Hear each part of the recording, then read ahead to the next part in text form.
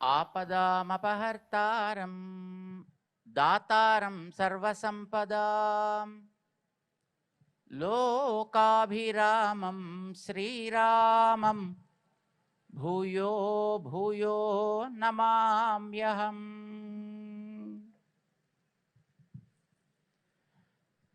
వందే గురు పరంపర. అందరం ఒకసారి చెప్దాం. వందే గురు పరంపరాం. ప్రియ భగవద్బంధువులారా, కార్తీక మాసంలో బయటి ప్రపంచానికి చీకట్లని పోగొట్టే దీపాలను వెలిగించే మహోత్సవాన్ని ఈ భాగ్యనగరంలో ఆరంభం చేసి అది అనేక ప్రాంతాల్లో వ్యాపించేటట్లు చేయడమే కాకుండా ఈ సందర్భంగా మన హృదయాల్లో ఉండేటటువంటి అహంకారపు చీకట్లను కూడా తొలగించుకోవడానికి కావలసినటువంటి దైవ సాన్నిధ్యాన్ని, మన లోపల ప్రేమ రసాన్ని పొంగింపచేసే అద్భుతమైనటువంటి కార్యక్రమాలకి రూపుదిద్దినటువంటి మన భక్తి టీవీ శ్రీమాన్ నరేంద్ర చౌదరి దంపతులకి మేము ముందుగా అనేక మంగళాశాసనాలు చేస్తున్నాం. మాసం కార్తీకం, కృత్తికా దీపోత్సవాలు మన గ్రంథాల్లో, ఆగమాల్లో, ధర్మశాస్త్రాల్లో మహానుభావులైనటువంటి ఋషులు మనకి చెప్పారు ఆచరించాలి అని. ఇప్పుడే మన పూజ్యశ్రీ కుర్తాళం పీఠాధిపతులు స్వామి మనకు ఒక అందమైన కథ చెప్పారు. ఇలాంటిదే మరొక కథ కూడా ఉంది కార్తీక దీపాన్ని గురించి. ఒక రాజ్యాన్ని పరిపాలించేటటువంటి మహారాజు గారి యొక్క కుమారితే చక్కటి జ్ఞాని, మంచి బుద్ధిమంతురాలు. జ్ఞానం పెరగగానే సాధారణంగా మనుష్యుల్లో అహంకారం కూడా పెరుగుతూ ఉంటుంది. నా అంతవాడు లేడు అన్నట్టు అనిపిస్తుంది. కానీ నిజానికి జ్ఞానానికి లక్ష్యం అది కాదు. జ్ఞానం విద్య వల్ల లభిస్తే విద్యా దదాతి వినయం అని, విద్య వల్ల మొదట లభించాల్సినటువంటి యోగ్యత వినయం అంటుంది మనకి నీతి శాస్త్రం. కానీ ఏమిటో ఈ రోజుల్లో 4 అక్షరాలు కడుపులో పడగానే తలపైకి లేచిపోతూ ఉంటుంది. ఓ సరిలేరు నాకెవ్వరు అన్నట్టుగా తిరుగుతూ ఉండాలనిపిస్తుంది. కానీ ఆ రాజుగారి కుమార్తె జ్ఞానంతో పాటు చక్కటి వినయశీలి కూడా. అయితే ఆ మహనీయురాలని ఒకసారి అడిగారట, అమ్మా నువ్వు ఏం చేసుకుని ఇంత చక్కటి విద్యని వినయాన్ని పొందావు తల్లి అని. ఆ పిల్లకి బయటి జ్ఞానంతో పాటు ఆంతరమైనటువంటి జ్ఞానం కూడా భగవంతుడు అనుగ్రహించాడు. ఆ పిల్ల చెప్పిందట, అయ్యా నేను పూర్వజన్మలో ఒక ఎలకని. జీవులకి కర్మ వల్ల అనేక దేహాలు వస్తాయని కదా మనకి మన వేదాలు చెప్తున్నాయి. ఈ జీవుడు ఎప్పుడూ ఉంటాడు, జీవుడు సంచరిస్తూ ఉంటాడు దేహంలోంచి దేహంలోకి. కర్మని బట్టి ఒకసారి పైకో ఒకసారి క్రిందకో వెడుతుంటాడు. ఈవేళ మనం మానవ శరీరంలో ఉన్నాం, దీనికి ముందర ఎక్కడున్నామో తెలియదు కదా, దీని తర్వాత ఎక్కడికి వెడతామో కూడా మనకి తెలియదు. ఆ పిల్ల చెప్పిందట, నేను దీనికి ముందుండే జన్మలో ఒక ఎలకని, ఆలయాల్లో తిరుగుతూ ఉండేదాన్ని. ఎందుకనంటే అక్కడ దీపాల్లో నూనె పోస్తుంటారు కనుక ఆ నూనెని త్రాగుదాము అని నేను ఆలయాల్లో తిరుగుతూ ఉండేదాన్ని. ఒకసారి కార్తీక మాసం వచ్చింది. ఆలయంలో చిన్న దీపం మిణుకు మిణుకుమంటుంది. నేను ఆ దీపంలో ఉండే నూనె త్రాగుదామని వెళ్ళా. అయితే దీపం దాకా దిగి అందులో మూతి పెట్టే సమయానికి ఆలయాల్లో సాధారణంగా పిల్లులు కూడా తిరుగుతూ ఉంటాయి కనుక అక్కడ ఒక పిల్లి కూడా ఉంది. అది నన్ను చూసి మ్యావ్ మంది. నాకు భయం వేసింది. భయం వేసి ఆ భయంతోటి దీపం నుంచి క్రింద పడిపోయా. తర్వాత నన్ను ఆ పిల్లి తినేసింది. కానీ ఆ పడిపోయే సమయంలో నా ముక్కుతోటి అప్పటిదాకా మిణుకు మిణుకుమడుతుండేటటువంటి ఆ దీపాన్ని కొద్దిగా పైకి ఇలాగా పొడవడం చేత ఆ దీపం పెరిగి పెద్దదై గర్భాలయంలో మంచి కాంతి ఏర్పడింది.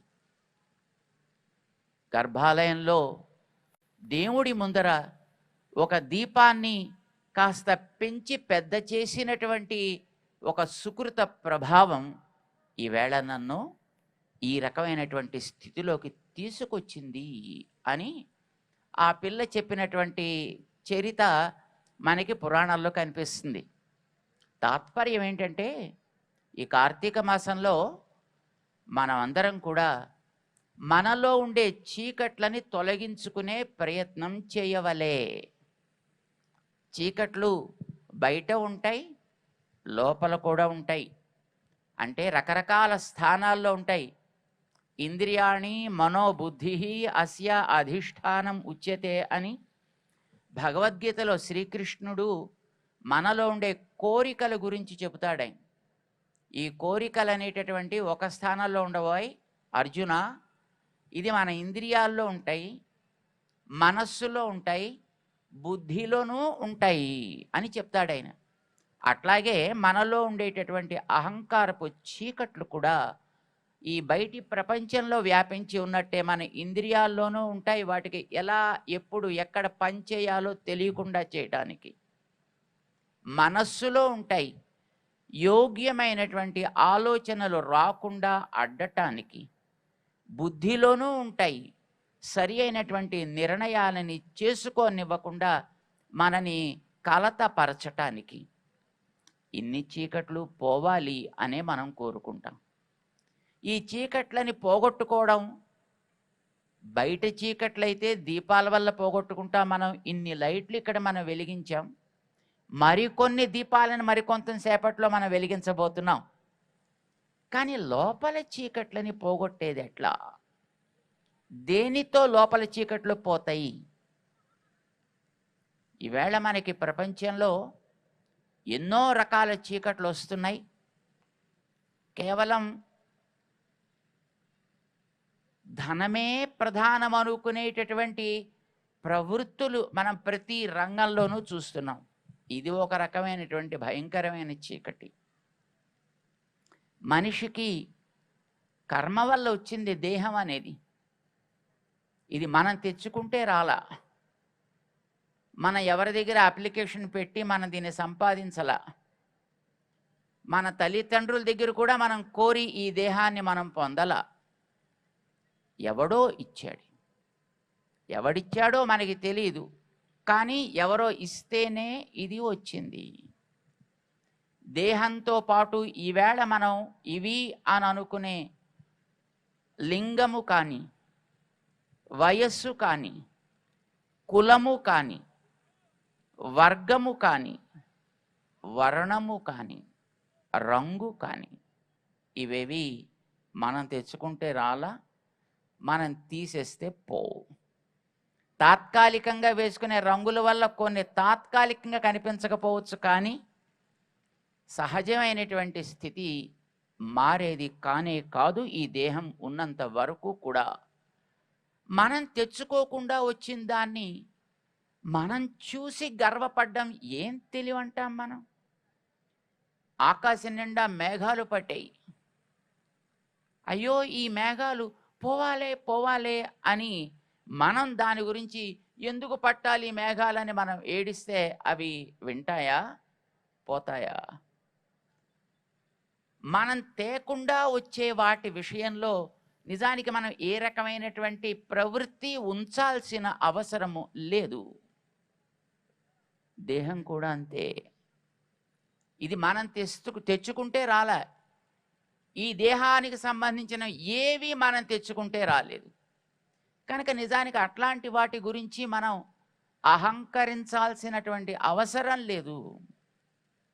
కానీ ఈవేళ ఈ సమాజంలో మనం చూస్తున్నాం, ఇవే ప్రధానమైనటువంటి పీట వేసి కూర్చున్నాయి. కులం పేరుతో, మతం పేరుతో, వర్ణం పేరుతో, వర్గం పేరుతో, రంగు. ఆ మధ్యదాకా ఇతర దేశాల్లో ఎంత పెద్ద పెద్ద ఉద్యమాలు జరిగాయి కేవలం రంగు గురించి, శారీరకమైనటువంటి వారు తెచ్చుకోకుండా వచ్చినటువంటి రంగు గురించి.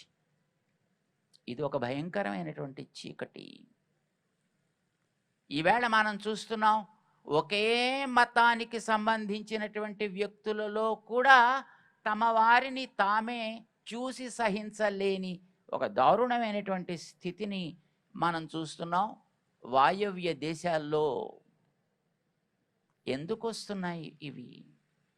లోపల ఏర్పడ్డ చీకటి ప్రభావం చేత. ఈ చీకట్లు తొలగాల్సిన అవసరం ఉన్నది. ఇది మనకి జ్ఞాపకం చేయడం కోసమని ఈ బయట దీప ఆవిష్కరణ చేసుకోవడం. ఈ కార్తీక మాసంలో రాబోయేటటువంటి ఏకాదశికి ఉత్థాన ఏకాదశి అని పేరు పెట్టారు మహానుభావులైనటువంటి మన పెద్దలు, ఋషులు. ఉత్థాన ఏకాదశి అంటే భగవంతుడు మేల్కాంచేటటువంటి ఏకాదశి అని అర్థం. ఆ మరునాడికి క్షీరాబ్ది ద్వాదశి అని అంటాం. స్వామి పాల్కడలిలో పవళించి 4 నెలల పాటు ఆ ఏకాదశి నాడు మేల్కాంచి ద్వాదశి నాడు క్షీరములతోటి అభిషేకిస్తాడట. ఆయన యొక్క సందర్శనానికి సకల దేవతలు సమావిష్టులవుతారట. దాన్ని స్మరించుకుంటూ కార్తీక పూర్ణిమ నాడు చాలా అద్భుతమైనటువంటి ఉత్సవాలు చేస్తారు. ఆలయాలన్నింటా కూడా పవిత్రోత్సవాలు కూడా చేసుకుంటారు. స్వామి యొక్క ప్రభావం లోకమంతా తెలియగాక, స్వామి యొక్క ప్రభావం అందరి దుఃఖాలని దూరం చేయుగాక, భగవంతుడి యొక్క ప్రభావం అందరిలో చీకట్లని కూడా తొలగించుగాక అని ప్రార్థనలు చేస్తూ ఆలయాల్లో పవిత్రోత్సవాలు చేస్తారు. స్వామి మేల్కాంచే సమయానికి మనం సిద్ధపడాలి కదా. ఆయన నిదురించినా మన కోసం, ఆయన మేల్కాంచినా మన కోసమే. నిజానికి భగవంతుడికి ఏ ఆయుధాలు ఉండవు, ఏ అలంకరణలు ఉండవు, అవసరం లేదు కూడా. కానీ ఆయన ఆయుధాలని ధరిస్తాడు, అలంకరణలని స్వీకరిస్తాడు. ఎవరి కోసమని మహానుభావులైనటువంటి ఋషులు చెప్పారు. న తే రూపం నచ ఆకారః నాయుధాని నచ ఆస్పదం తథాపి పురుషాకారః భక్తానాం త్వం ప్రకాశసే. హే భగవన్, నతే రూపం, నీకు ఇదమిత్తంగా ఇంతే రూపమనే హద్దు లేదు. అర్థాత్ అన్ని రూపాలు నీవే. నచ ఆకారః, ఆయన పొట్టివాడు, పొడుగువాడు, లావువాడు, సన్ననివాడు, ఇలాంటి ఆకృతులు ఆయనకి పరిమితమై లేవు.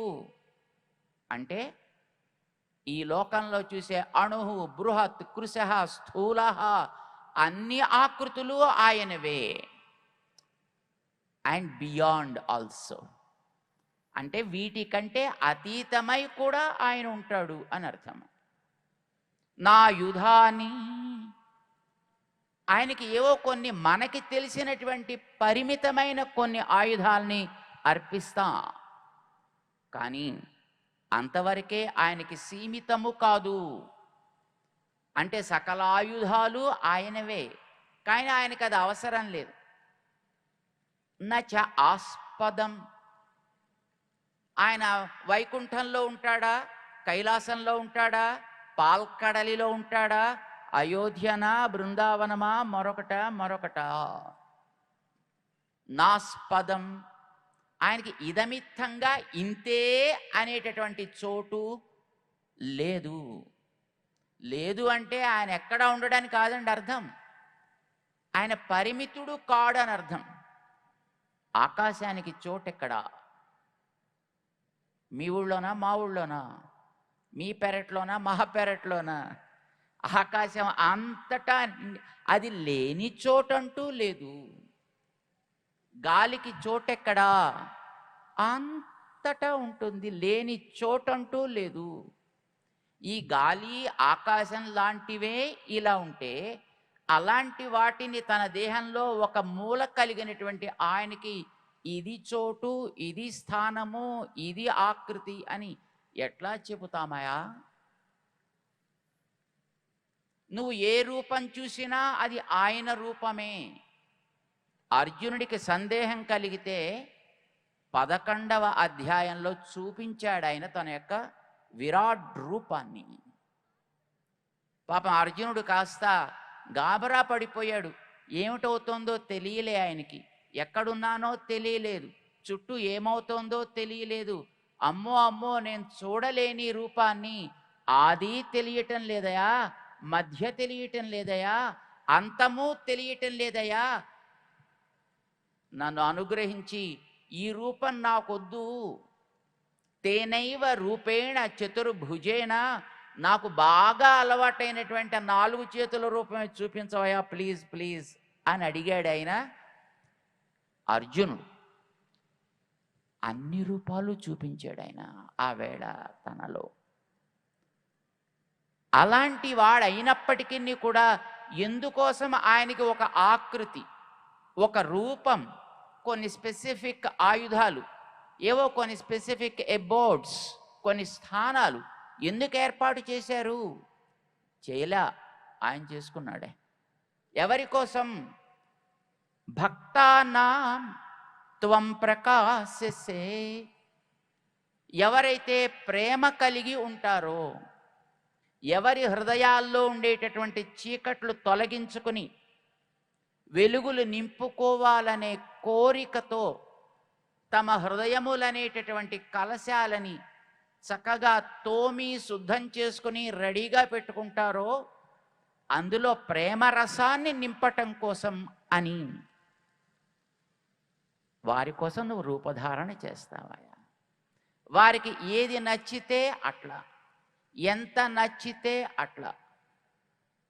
నది దగ్గరికి వెళ్ళిన వాడికి తాను తీసుకువెళ్ళినటువంటి పాత్రకి తగ్గట్టుగా అందులోంచి నీటిని తీసుకున్నట్టుగా, అది కూజ అయితే కూజాడు నీళ్లు, ఓ చెంబు అయితే చెంబుడు నీళ్లు, గ్లాస్ అయితే గ్లాసుడు నీళ్లు, ఏమీ లేకపోతే దోసెడు నీళ్లు, చేతులు లేకపోతే నోరు పెట్టి దాంట్లో నోట్లో పట్టినన్ని నీళ్లు.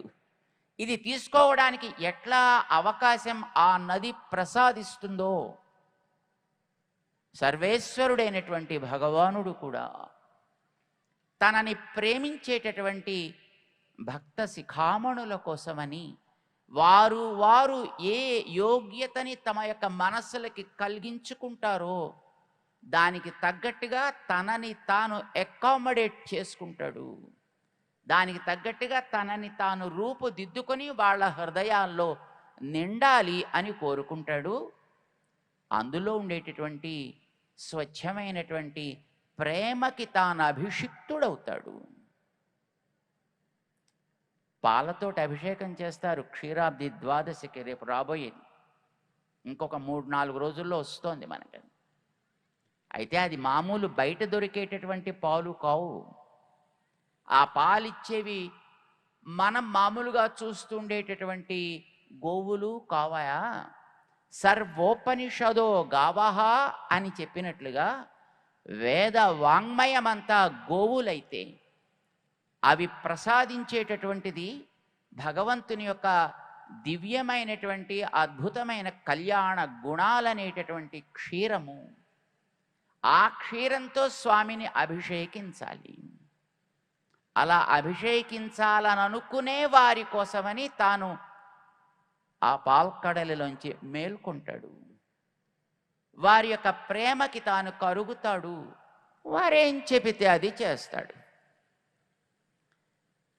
యశోదమ్మ రోటికి కట్టి చేతిలో బెత్తం పట్టి నోరు తెరిచావంటే ముయ్ ముయ్ అంటే అమ్మో కొట్టేస్తుందేమో అని భయం వేసి వెక్కి వెక్కి వెక్కి నోరు తెరవడానికి, శబ్దం రప్పించటానికి భయం వేసిపోయి పాపం లోపలే తన రొమ్ములు ఎగరవేస్తూ, అసలే నల్లనివాడు, కంటికి కాటుక, ఇదంతా మొత్తము ఆ కారే నీళ్లతోటి ముఖమంతా పులువుకుంటూ పాపం ఏడుస్తూ నిలబడిపోయాడు ఆయన. చేతకానివాడే కాదు, ఆవిడ ప్రేమ అనేటటువంటి ఆ త్రాటికి కట్టబడ్డాడాయన. ఈయన్ని కట్టడం ఎంతసేపు కనుక, వెన్నలు తినేవాడు ఎంత సుకుమారంగా ఉంటాడు. కట్టి పారేద్దామర్రా, పట్రండి 4 మోకులు అన్నారు. 4 కండలు తిరిగిన గండలు మహానుభావులు దుర్యోధనాదులు 4 కూడా దుష్ట చతుష్టయం సభా మధ్యంలో. కానీ దరికి కూడా చేరలేకపోయారు. ప్రేమ కలిగినటువంటి ఒక నారీమణి ప్రేమకి తాను కట్టించుకున్నాడు రోటికి. కానీ దురహంకార పూరితులైనటువంటి ఆ వ్యక్తులకి దరి చేరటానికి కూడా అవకాశం ఇవ్వని అప్రతిహతుడయ్యాడాయన. భక్తానాం త్వం ప్రకాశసే. ప్రేమ కలిగిన వారి కోసం నిన్ను ప్రకాశిస్తావా, ప్రకాశింప చేసుకుంటావా? వాళ్ళు ఏ రూపం కోరితే ఆ రూపంలో. ఆవేళ యశోదమ్మ నీ బాల లీలలు చూడాలయా, అందుకోసం బాలుడుగానే అక్కడ చూపించాడు. అంతకుముందు దేవకీదేవి, స్వామి నువ్వు నా గర్భాన జన్మించాలయా అని అడిగింది. ఆవిడ గర్భాన జన్మించాడు. ఎవరెంత కోరితే వారికి అంత. జన్మించమని కోరింది కనుక జన్మించాడు, అక్కడ నిలవల. బాల లీలలు చూపమంది ఆవిడ, లీలలే చూపించాడు, అక్కడ జన్మించల యశోదమ్మ దగ్గర. ఇది భగవంతుడి యొక్క అద్భుతమైనటువంటి ఒక ప్రవృత్తి. ఈ కార్తీక మాసంలో ఆయన పాల్కడలిలోంచి మేల్కొనటానికి, మన లోపలుండే చీకట్లని దూరం చేసుకోవటానికి మనం సాగించే ఒక మహత్తరమైనటువంటి కృషికి సూచకమే దీపా ఆరోపణ. ఇదివరకంతా మనం చేస్తుండేవాళ్ళం. ఈ కార్తీక పూర్ణిమ దాకా గృహాల్లో చేస్తారు. పూర్ణిమ నుంచి రాబోయే అమావాస్య దాకా, అంటే కార్తీక మాసపు చివరి భాగం దాకా ఆలయాల్లో అలంకరణ చేసి ఆకాశ దీపాలు వెలిగిస్తారు. కృత్తికా దీపోత్సవాన్ని రేపు పూర్ణిమకి ఆరంభం చేస్తారు. ఇటు గృహాల్లో అటు ఆలయాల్లో అంతటా కూడా దీపారోపణ చేసుకునే క్రమం ఉండేది, ఇప్పుడు ఉంది. కానీ అది సామాజికంగా అందరికీ తెలపాలని మా నరేంద్ర చౌదరి గారు ప్రయత్నం చేశారు. మహానుభావుడు వారి యొక్క పరికరం ద్వారా, వారి యొక్క పరివారం ద్వారా అద్భుతమైనటువంటి ఒక ఏర్పాటు చేసి ఇది అందరికీ ఆదర్శమైనటువంటి ఒక కార్యక్రమం లాగా తీర్చిదిద్దాడు మహానుభావుడైన ఆయనకి, ఆ దంపతులకి, వారితో పాటు ఈ కార్యక్రమంలో పాల్గొనేటటువంటి అందరూ కార్యకర్తలకి కూడా మేము మంగళాశాసనం చేస్తున్నాం. అయితే దీపాలు మనం వెలిగించుకుంటే వెలిగేవి కావు కదా. దీపం ఎవరైనా వెలిగించాలి, అప్పుడు మనం చూడాల్సినటువంటి తత్వాన్ని చూస్తాం. ఆ వెలిగించేటటువంటి మహానుభావుణ్ణే మనం గురువు అని అంటాం. గురువు అంటే మనలో ఉండేటటువంటి చీకటి అది ఎంత గహనమైనదైనా దాన్ని పారద్రోలగలిగేటటువంటి శక్తి కలిగిన మహనీయుడు అన్నమాట. కొన్ని గుహల్లో కొన్ని వేల సంవత్సరాలుగా చీకటి అతి దట్టంగా పులుముకుని ఉంటుంది. కానీ అంతటి దట్టమైందేనా ఒక దీపం చాలు. అయితే అలాంటి చోట్ల వెలిగించడం అనేది చాలా కష్టం. కానీ వెలిగించగలిగిన వ్యక్తులైతే కావాలి. ఆ వ్యక్తులనే మనం గురువు అంటాం. అయితే ఇందులో చిన్న చిన్న పదాల మార్పులు మన పెద్దలు సూచించారు. గురువు, అధ్యాపకుడు, ఆచార్యుడు, ఇలా కొన్ని పదాలు చెప్పారు. గురువు అంటే సామాన్యంగా ఏ చీకటినైనా పోగొట్టేవాడే. మనకి అఆలు రావనుకోండి, అక్షరాలు దిద్దించిన వాడు కూడా గురువే అవుతాడు. మన చుట్టూ ఉండే పరిసరాలని పరిచయం చేసే వ్యక్తి కూడా గురువే అవుతాడు. కానీ మనని ఉజ్జీవింపచేసే, అంటే మనని మనం తెలుపుకునగలిగేటటువంటి, మామూలుగా అయితే శరీరం బతకడానికైతే జీవనం అంటాం, లోపలుండే మనని కూడా తెలిపేదైతే ఉజ్జీవనం అంటాం. ఉజ్జీవింపచేసేటటువంటి గ్రంథాలని మనకి తెలియచేస్తే అధ్యాపనం అంటాం. అందులో ఉండేటటువంటి సారాన్ని తాను ఆచరించి మనకి ఆచరింప చేయగలిగే యోగ్యుడైతే ఆయన్ని మనం ఆచార్యుడు అని అంటాం. ఆచినోతి, ఆచారే స్థాపయతి, స్వయం ఆచరతే. 3 పనులు చేస్తాడన్నమాట. ఈ సమాజానికి జ్ఞానదీపాన్ని వెలిగించినటువంటి మహానుభావులైనటువంటి ఆచార్యులు ఎందరో ఉన్నారు. ఆదిశంకర భగవత్పాదుల దగ్గర నుంచి మనం ఆరంభం చేస్తే, ఆ తరువాతి కాలంలో అంటే 11వ శతాబ్దంలో ఈ జాతికి, మానవ జాతికి అంతటికీ కూడా అద్భుతమైనటువంటి ఉజ్జీవన మార్గాన్ని చూపించినటువంటి ఆచార్యవర్యుడు భగవద్ రామానుజ ఆచార్య స్వామి. వైదిక మార్గాన్ని ముళ్ళు తీసి సుగమం చేశారు శంకర భగవత్పాదులు. ఆ మార్గంలో అందమైన భవనాలు నిర్మించారు భగవద్ రామానుజాచార్య స్వామి. ఈ సమాజానికి ఆ మహానుభావులు చూపించినటువంటి మార్గం సర్వదా సర్వదా శరణ్యం. విశేషించి 11వ శతాబ్దానికి పూర్వం దేవుడు గురించినటువంటి మాట బయట చెప్పటానికి వీలు లేకుండా ఉండేది. ఆడవాళ్ళైతే దేవుడి మాట ఎత్తటానికే వీల్లేదు. దేవుడి గురించి చెబితే నాలిక తీసేయాలి, వింటే చెవులు సీసంతో మూసేయాలి, కరిగించిన సీసంతో. ఇది వాస్తవం ఆ రోజుల్లో ఉండేది. అలాంటి మాటలు మనకి కొన్ని పుస్తకాల్లో కూడా ఇప్పటికీ కనిపిస్తాయి. ఆ రోజుల్లో దాన్ని కఠినంగా పాటించేవారు కూడా. ఇది తప్పా కాదా అనేది మనకి ప్రశ్న కాదు. ఆ కాలంలో దానిని ఆ వేళ ఒక నియమంగా అంగీకరించారు. మనమంతా శంకర భగవత్పాదుల యొక్క కథని చదివి ఉంటాము.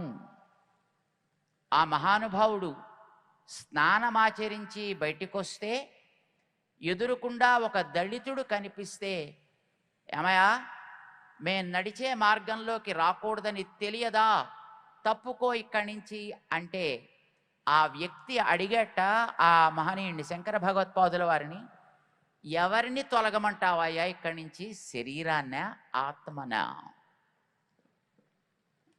శరీరం పంచభూతాలు, అవి వాటిని మనం ఏం చేసే ప్రశ్న ఏం లేదు. వానొస్తే నీళ్ళలో తడవాల్సిందే, ఎండొస్తే దాంట్లో మనం కాగాల్సిందే, నేల మీద మట్టి ఉంటే మట్టి అంటించుకోవాల్సిందే. కనుక పంచభూతాలను తొలగమండానికి సరి అయినటువంటిది కాదా? ఇహ ఆత్మ అంటావా?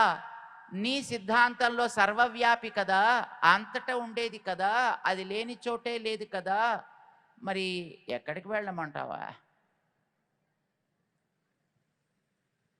కథ చెప్పడానికి ఇప్పుడు మేము ఆ విషయాన్ని ప్రస్తావన చేయలా.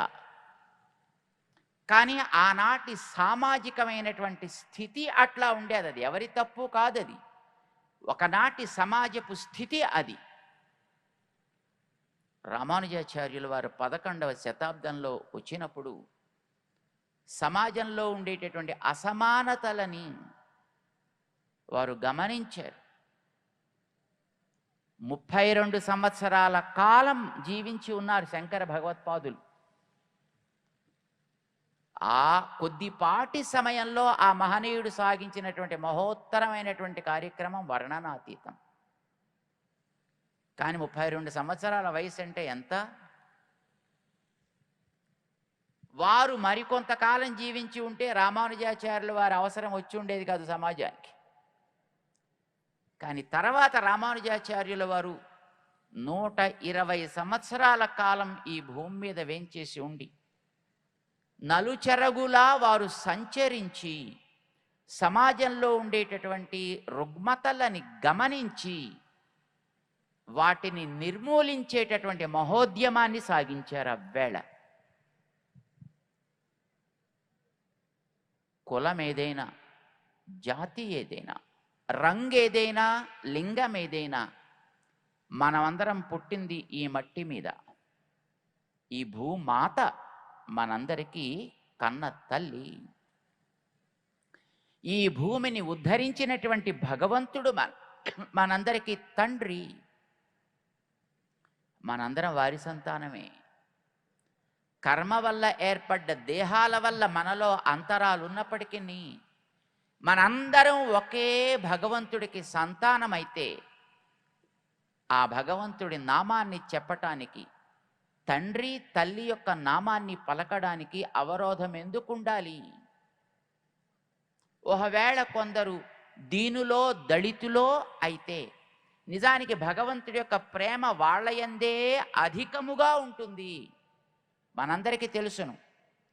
ఒక తల్లికి ఒక పిల్లవాడు సామాన్యంగా ఆరోగ్యంగా ఉండి మరొక పిల్లవాడు కొంచెం అనాకారి అయితే, లేదు అంగవికలుడైతే తల్లికి ఎవరి మీద ఎక్కువ స్మరణ ఉంటుంది?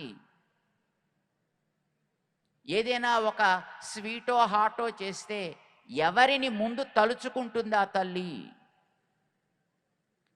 ఎవరు కాస్త అనాకారో వాణ్ణి ముందు తలుచుకుంటుంది.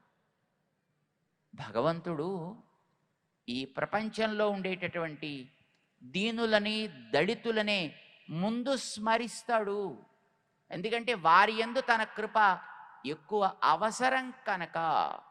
అందుకే మనకి భగవంతుడి మీద నిజమైన ప్రేమ ఉన్నట్టయితే, భగవంతుడిని మనం నిజంగా కనుక మనం గౌరవించదలుచుకుంటే, ఆయన ప్రేమ ఎవరి యందు ఉంటుందో వారిని ముందు మనం జాగ్రత్తగా గమనించడం బాధ్యత. అందుకే దళితులకి కూడా భగవంతుణ్ణి దర్శించే అధికారం కావాలి అని వాళ్ళకి కూడా ఆలయ ద్వారాలు తెరిచి భగవంతుణ్ణి దర్శింపచేసినటువంటి చారిత్రక ప్రథమ ఆచార్యుడు భగవద్ రామానుజ ఆచార్యుడు.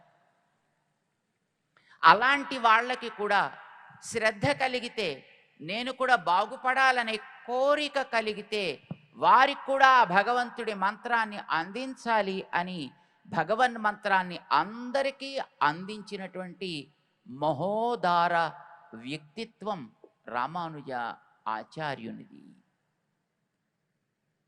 అందుకే రామానుజాచార్యులు ఒక మత గురువు కాదు, ఒక సంఘ సంస్కర్త. ఆవేళ మహిళలకి కూడా సాధికారికతని అందించినటువంటి మహనీయుడు భగవద్ రామానుజ ఆచార్యుడు. ఈవేళ సమాజంలో పరస్పరము వ్యక్తుల మధ్య అధికారపు పోరాటాలు, లేదు రకరకాలైనటువంటి విపరీత ధోరణులతోటి అణిచివేత చర్యలు మనకి కనిపిస్తున్నాయి అనంటే వ్యక్తులలో ప్రేమ లోపమే కదా దానికి కారణం. నావాడని అనుకుంటే ముక్కు కారుతున్నా వాడిని అమాంతం కాగలించుకోవాలని అనిపిస్తుంది. నావాడు కాదని అనుకుంటే వాడు ఎలా ఉన్నా దూరం దూరం దూరం అనాలని అనిపిస్తుంది. నా ఈ భావన కావాలి. అయితే ఆ భావన మనలో ఎందుకు కలుగుతుంది? నువ్వెవడు నేనెవడు, కానీ మనందరం ఒకటి అనే విషయం తెలియచేయాలంటే మనందరి మధ్య ఒక కామన్ కనెక్టివిటీ కావాలి. అందరి మధ్య ఉండేటటువంటి ఒక సంబంధం దైవంతో మాత్రమే. అందుకే మనంతా భగవద్బంధువులము. భగవంతుడి ద్వారా మనమంతా కూడా సంబంధించిన వాళ్ళం, పరస్పరము సహోదరులం అవుతాం. అందుకే దానిని గుర్తింప చేయడానికి అవసరమైనటువంటి ఆ నారాయణ మహామంత్రాన్ని గోపురమెక్కి రుచి కలిగిన వారికి తామందించడమే కాకుండా ఈ విశాల విశ్వంలో ఎక్కడ ఎవరికి రుచి ఉన్నా ఈ మంత్రాన్ని అందించండి అంటూ ఒక అవిచ్ఛిన్నమైనటువంటి పరంపరని కొనసాగించిన మహనీయుడు భగవద్ రామానుజాచార్య స్వామి. ఈవేళ సమాజంలో మనం చూస్తూ ఉండేటువంటి అంతరాలు అంతరించాలంటే నా అనే ఆ ప్రేమ తిరిగి మనలో రావాలి. అందుకే ఈవేళ సమాజానికి మళ్ళీ ఆ రామానుజుల వారు అందించిన సందేశపు స్ఫూర్తి కావాలి అనే మన ఈ భాగ్యనగరంలో, ఈ భాగ్యనగరానికే కాదు మన దేశానికి ప్రపంచానికి శోభాయమానంగా భగవద్ రామానుజుల వారి యొక్క 1000 ఏండ్ల పండుగ మనం పురస్కరించుకొని ఒక అద్భుతమైనటువంటి మూర్తి ప్రతిష్టాపనని రేపు మాఘమాసం ఆరంభం కాగానే, అంటే ఫిబ్రవరి 2వ తారీఖు నుంచి 14వ తారీఖు దాకా మనం జరుపుకోబోతున్నాం. ఈ హైదరాబాద్ ఎన్నో అద్భుతాలకి ఆలవాలం. ఇందాకనే మేము చెప్పాం కదా, భక్తి మనందరిలో కూడా వెలగాలి, ఇది సామాజికంగా రావాలి అనే ఒక ఉద్యమానికి ఇది ఒక నిలయమైంది. మన నరేంద్ర చౌదరి గారి యొక్క ఉద్యమం వల్ల ఇది ఒక స్ఫూర్తి. ఇలాంటి ఎన్నింటికో ఈ స్థానం నిలయం. ఇదే సమతా స్ఫూర్తికి కూడా కేంద్రం కాబోతోంది. ఫిబ్రవరి 2 నుంచి 14 దాకా 1035 కుండాలతోటి ఒక అద్భుతమైనటువంటి లక్ష్మీ నారాయణ మహాయజ్ఞం అక్కడ జరగబోతోంది. మనకి లభించేటటువంటి 4 వేదాల్లో సుమారు 7 శాఖలు ఉన్నాయి. వాటన్నింటి పారాయణ అక్కడ జరగబోతోంది. వాటితోటి హవనం జరగబోతోంది. మన వైదిక వాంగ్మయం అంతా అక్కడ మనం శ్రవణం చేసే ఒక అద్భుతమైనటువంటి అవకాశం మనకి దక్కబోతోంది. మన భారత ప్రధాని దాంట్లో పాల్గొబోతున్నారు, మన రాష్ట్రపతి దాంట్లో పాల్గొబోతున్నారు. మనమందరం కలిసి ఆ కార్యక్రమాన్ని జరుపుకుందాం. ఇక్కడ మన ఈ భాగ్యనగరంలో కొన్ని సంవత్సరాలుగా ఈ దీపోత్సవాన్ని మనం అందరం కలిపి జరుపుకోవాలి అని ఒక సామాజిక కార్యక్రమంలాగా ఎట్లా భక్తి టీవీ అందిస్తోందో, అట్లాగా ఈ భక్తికి మూల బీజమైనటువంటి రామానుజుల వారి యొక్క మూర్తి ఆవిష్కరణ మహోత్సవాన్ని కూడా మనం అందరం కలిపి జరుపుకుందాం. ఈ కార్యక్రమానికి మన దేశం నుంచి ఇతర దేశాల నుంచి ఎందరో అతిథులు వస్తారు. మనం అందరం ఆతిథేయులుగా, ఆతిథేయులంటే హోస్ట్లు అన్నమాట, వచ్చే వాళ్ళని స్వాగతించి వారికి తగినటువంటి ఏర్పాట్లు చేసి వచ్చిన వారికి సంతృప్తిగా అబ్బా చాలా బాగుందా అనుకునేటట్లు చేసి పంపడం మనందరి బాధ్యత. మా చౌదరి గారు కూడా ఇప్పుడే చెప్పారు మాతోటి, స్వామి ఇక్కడ ఎట్లా ఏర్పాట్లు చేస్తున్నామో రేపు రాబోయే కార్యక్రమంలో అక్కడ కూడా ఇంతకంటే మంచి అద్భుతమైన ఏర్పాట్లని చేసే బాధ్యత మేము తీసుకోబోతున్నాము అని. It was so nice to hear. చాలా సంతోషంగా ఉందన్నమాట. సో మనందరం కూడా ఆతిథేయులమే. మన ఊరు వచ్చిన వారికి తృప్తిగా తిరిగి వెళ్ళగలిగేటటువంటి వ్యవస్థ మనమందరం కూడా కలిసి చేసుకుందాం. రామానుజుల వారు అందించినటువంటి సమతా స్ఫూర్తికి ఇది ఒక ఫౌంటైన్ హెడ్, ఇది ఒక ఊట స్థలంగా తయారు చేద్దాం. అందరిలో కూడా ఒక ప్రేమ ప్రవాహం, దానికే భక్తి అని పేరు. అది మంచి విషయాల్లో ఉంటే ప్రేమకే రకరకాల పేర్లు ఉన్నాయి. పిల్లల విషయంలో ఉంటే వాత్సల్యం అంట, పెద్దల విషయంలో ఉంటే గౌరవం అంట, సమాన వయస్కుల మధ్య ఉంటే సఖ్యమంట లేదా స్నేహం అంట, భిన్న లింగాల మధ్య ఉంటే దానిని కామమంట, పెద్దల విషయంలో దైవపు విషయంలో మంచి విషయాల్లో ఉంటే దానికే భక్తి అని అంటాం. అయితే ప్రేమ ఏం చేస్తుందో తెలిసినా, ప్రేమ అనేది ఎప్పుడు కూడా ఏదో చెయ్యాలి అనే దాన్ని డిమాండ్ చేస్తుంది. మీకు చిన్నపిల్లల మీద ప్రేమ కలిగిందనుకోండి, ఓ చాక్లెట్ ఇవ్వాలనిపిస్తుంది, లేదా ఓ పండు ఇవ్వాలనిపిస్తుంది, ఎత్తుకుని ముద్దాడాలని అనిపిస్తుంది. ప్రేమ అంటే ఏదో చెయ్యకుండా ఉండనివ్వదు. భగవంతుడి మీద మంచి విషయాల మీద మనకి ప్రేమ ఏర్పడితే ఆ మంచిని 10 మందికి పంచటానికి, పంచుతూ పెంచుకోవటానికి మనలో కూడా ఒక ఆరాటం ఏర్పడుతుంది. దానిని మనం అందరం కూడా మన నగరానికి రాబోయేటటువంటి అతిథులందరికీ కూడా అందిద్దాం. ఈ రాబోయేటటువంటి ఫిబ్రవరిలో జరిగే శ్రీరామానుజ సహస్రాబ్ది సమారోహానికి సంసిద్ధులమవుదాం. ఈ కార్తీక మాసం రాబోయే మాఘమాసానికి కాంతిని ప్రసాదిస్తూ దీపపు దారులని మనకి అందిస్తూ ఈవేళ ఆరంభం అవుతున్నందుకు మాకు చాలా సంతోషంగా ఉంది. శ్రీమాన్ చౌదరి గారు ఇక్కడ చేసినటువంటి ఈ అద్భుతమైనటువంటి శుభారంభం ఈవేళ ఈ రాబోయేటటువంటి రోజుల్లో జరగబోయే కార్యక్రమాలకి మరింత కాంతిని ప్రసాదించాలి అని, దీనిని అందరూ కూడా చక్కగా వినియోగించుకొని తమలో జ్ఞాన జ్యోతులని, ప్రేమ జ్యోతులని ప్రకాశింపచేసుకునేటట్లుగా తీర్చిదిద్దాలి అని మేము ఆశిస్తూ మీకందరికీ కూడా అనేక మంగళాశాసనాలు చేస్తున్నాం. విశేషించి శ్రీమాన్ నరేంద్ర చౌదరి దంపతులకి ఇలాంటి కార్యక్రమాలని మరింత చక్కగా చేయగలిగేటటువంటి అవకాశం, శక్తి భగవంతుడు ప్రసాదించాలి అని మేము ప్రార్థన చేస్తూ, జై శ్రీమన్నారాయణ.